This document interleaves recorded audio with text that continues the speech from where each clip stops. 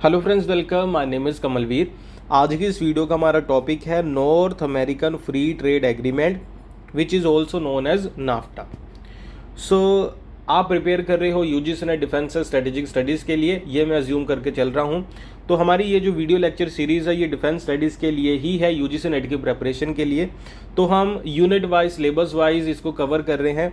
तो unit number 9 में topic number 8 है, वहाँ पे हम नाफ्टा पढ़ते हैं, सिलेबस में गिवन है। ओके, यूनिट नंबर 9 का नेम है डिफेंस इकोनॉमिक्स और टॉपिक नंबर 8 है national security and international trade regimes. उसमें कई सारे और भी ये देखो टॉपिक है, उसी में है नाफ्टा का टॉपिक जो आज हम करने जा रहे हैं। हम इसको वैसे ही पढ़ेंगे जैसे एग्जामिनेशन में क्वेश्चन पूछे जाते हैं। सो पहली चीज कि नाफ्टा को एस्टेब्लिश कब किया गया था। एग्जामिनेशन में ये क्वेश्चन बार बार पूछे जाते हैं कि कौन सी चीज़ कब एस्टेब्लिश हुई। तो it was established in January 1, 1994। Okay, और इसके मेंबर्स कौन हैं? United States, Canada, Mexico. So ये ऑब्वियस है कि नॉर्थ अमेरिका का फ्री ट्रेड एग्रीमेंट है, तो नॉर्थ अमेरिका के कंट्री होंगे यूएस, कनाडा, मैक्सिको। इनका क्या ऑब्जेक्टिव है, क्यों इसे बनाया गया? तो इसे बनाया क्यों गया? फ्री ट्रेड एग्रीमेंट है, यानी कि जो ट्रेड है उसको बढ़ाना है, यही होगा। पढ़ के देखते हैं।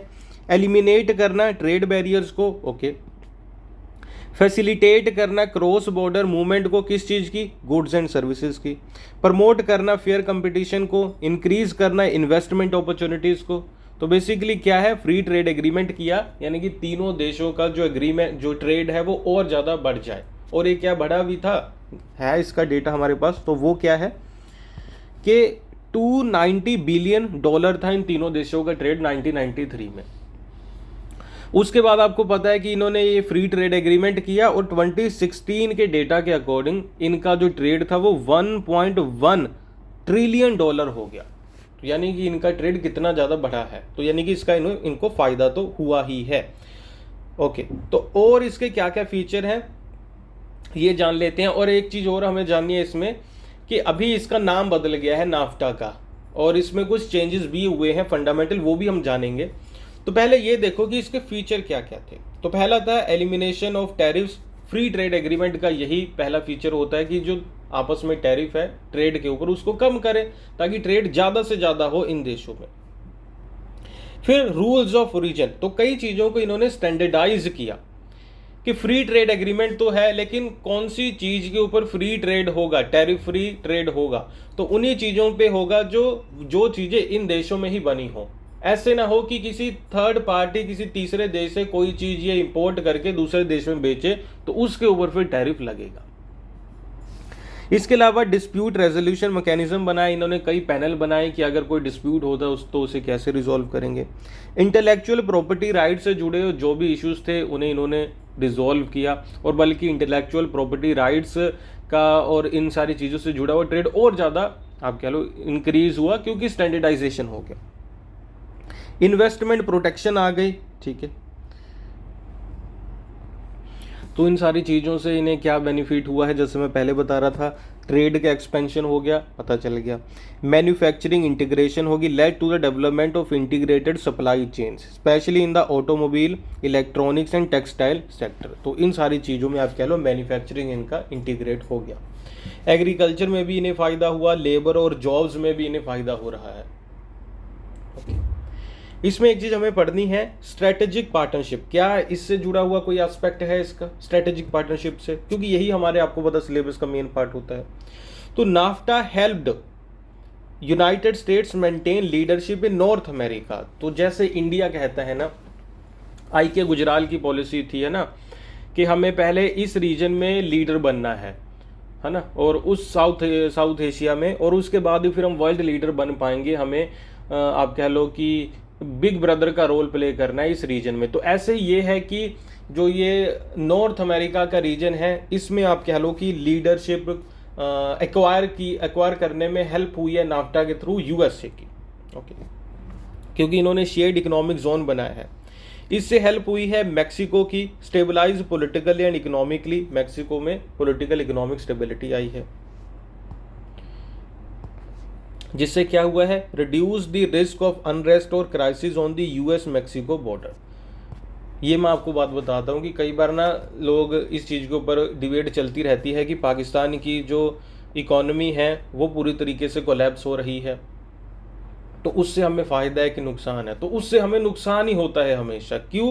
क्योंकि अगर हमारी नेबरिंग कंट्री में इनस्टेबिलिटी होगी पॉलिटिकल इकोनॉमिक, तो वो चीज़ हमें भी नुकसानदेह है, क्योंकि हमारा बॉर्डर हम उसके साथ शेयर करते हैं। तो फिर इन्फिल्ट्रेशन ज़्यादा होगा, टेररिस्ट इधर ज़्यादा आएंगे, हमें भी नुकसान होगा। तो वो सारी चीज़ें हैं। तो क्योंकि आपको पता है कि यूएसए के साथ ही मैक्सिको है, और मैक्सिको पॉलिटिकल इकोनॉमिक स्टेबिलिटी नहीं है, लेकिन यूएसए ने इस फ्री ट्रेड एग्रीमेंट के साथ वहाँ पे स्टेबिलिटी लाने की कोशिश की है, ताकि उसका जो नेबरहुड है वो भी स्टेबल रहे। तो ये इसका स्ट्रेटेजिक पार्टनरशिप का आप कह लो कि एक एस्पेक्ट है।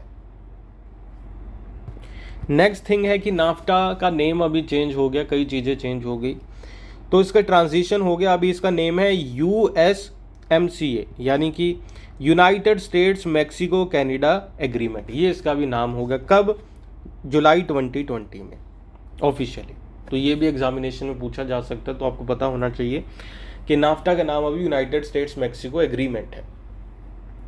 तो ये इन्होंने क्योंकि कुछ चीज़ें इसमें अपडेट कर दी हैं। अभी नया क्या क्या है वो देख लेते हैं। पहला तो stricter rules of origin. For example, cars must now have more parts made in North America to qualify for duty free trade. ऐसा नहीं है कि मान लो मैक्सिको की कोई चीज़ है वो इंडिया से इंपोर्ट करता है, 90% चीज़ें इंडिया से इंपोर्ट करता है, और उन सबको आप कह लो असेंबल करके कार बनाता है, फिर यूएसए में बेचने जाता है, तो वो ड्यूटी फ्री नहीं होगा। ओके, तो उसके ऊपर ड्यूटी लगेगी, उसके ऊपर टैरिफ लगेगा। तो मतलब ज़्यादातर चीज़ें यहीं पे मैन्युफैक्चर होनी चाहिए, तभी वो फ्री ट्रेड एग्रीमेंट के अंडर आएंगी। Better labour protection, companies must follow fair labour laws like paying proper wages. ये सारी चीज़ें भी उन्होंने अभी इसमें इंटीग्रेट की हैं। डिजिटल ट्रेड रूल्स, नए रूल बनाए गए हैं online business and digital goods के लिए। नाफ्टा में ये सारी चीज़ें नहीं थी, क्योंकि तब ऑनलाइन बिजनेस इतना नहीं होगा। Stronger intellectual property rights, this includes better protection for things like copyright, patents and trademarks. तो इन सारी चीज़ों को भी इन्होंने अपडेट किया है। अभी कौन सा ट्रिगर पॉइंट था जिसने ये कहा कि आप इसको अपडेट करो, सप्लाई चेन वगैरह चीज़ों को सुधारो? तो कोविड-19, ठीक है, ये आप देखना। तो after covid pandemic exposed weakness in supply chain like shortage of medicine और प्रोटेक्टिव इक्विपमेंट। तो ये चीज़ें उस टाइम पे इन्हें समझ आई कि यार ये चीज़ें तो हमारे पास है ही नहीं, ये हम मैन्युफैक्चर नहीं कर रहे, यहाँ बना नहीं रहे, इसका ट्रेड नहीं हो रहा।